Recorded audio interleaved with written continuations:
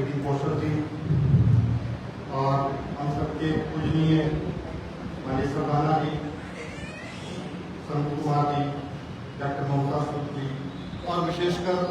जो इस कार्यक्रम को सार्थक बना रहे हैं, अपने जिनके याद में और ये सारे कार्यक्रम आयोजित किया जा रहा है, उनके परिवार से उपस्थित जो पुत्र और जिन्होंने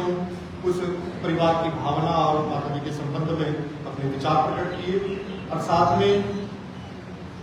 कुरुक्षेत्र नगर से जो बुद्धिजीवी वर्ग और साहित्य से जुड़ा हुआ यहाँ एक वर्ग उपस्थित है,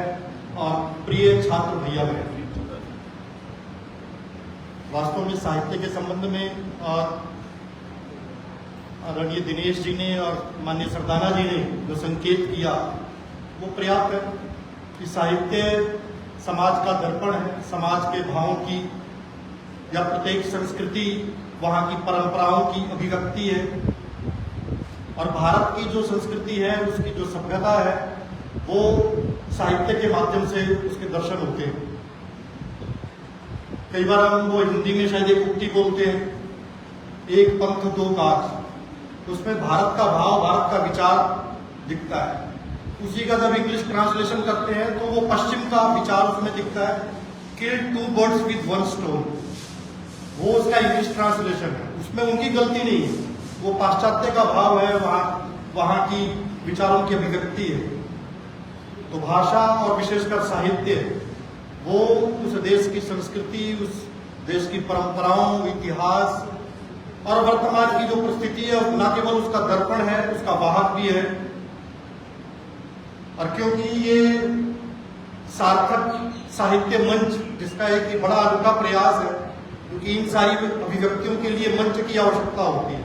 और अगर ये मंच विद्यार्थी जीवन में मिले तो बड़ा महत्वपूर्ण होता है, क्योंकि ये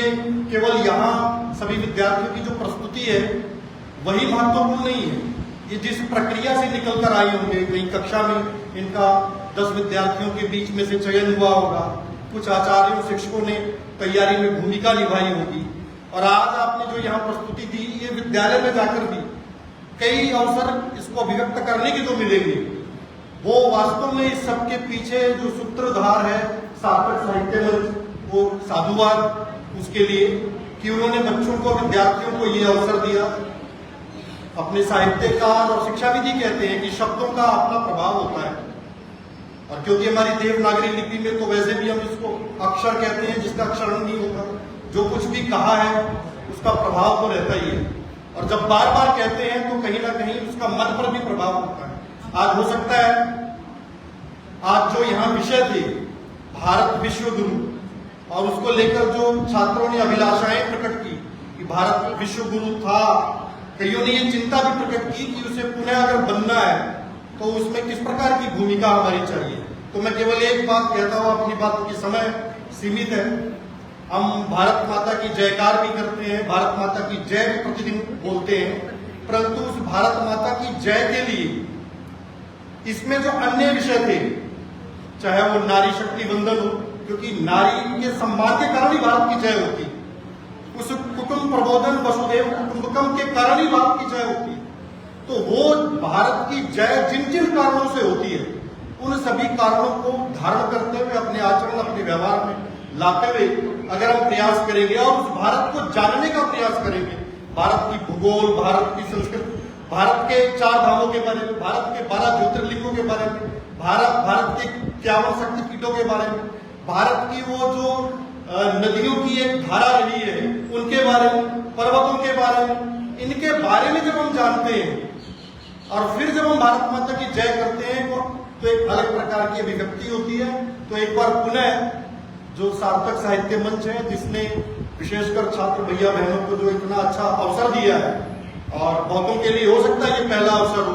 आपकी जीत और हार महत्व नहीं रखती, महत्व ये रखता है कि आपने इसमें प्रतिभागिता जिस प्रकार से की है वो ज्यादा महत्वपूर्ण है। तो एक बार पुनः विशेषकर उन शिक्षकों, उन आचार्यों के लिए जिन्होंने आप सभी की तैयारी करवाई, और अपने सार्थक साहित्य मंच के प्रति साधुवाद प्रकट करता हुआ और धन्यवाद करता हुआ कि ऐसा सुअवसर उन्होंने मुझे भी दिया कि मैं यहाँ रहकर और उसकी रसानुभूति कर सकूं। धन्यवाद। भारत माता की जय।